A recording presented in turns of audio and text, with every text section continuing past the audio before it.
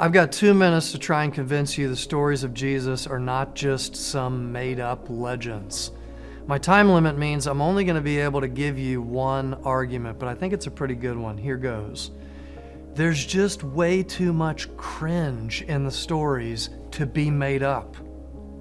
The more you read the gospel accounts of Jesus' life, the more you are likely to notice how the disciples of Jesus, the future leaders of the church, are repeatedly shown to be acting in ways completely antithetical to the teachings of Jesus.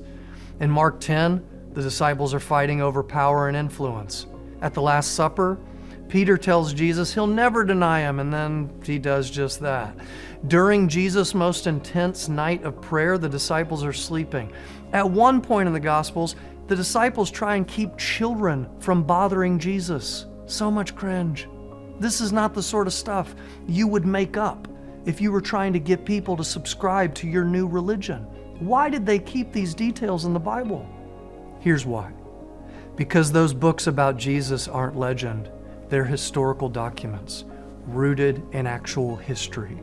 And because those documents contain the most amazing event that has ever happened in history, an event that hundreds of eyewitnesses testified to, the event of the resurrection. And it's because of the resurrection, the disciples realized something. Jesus is truly who he said he was, the Son of God, the Savior of sinners, the Lord of heaven and earth. They were convinced that everybody needs to know him.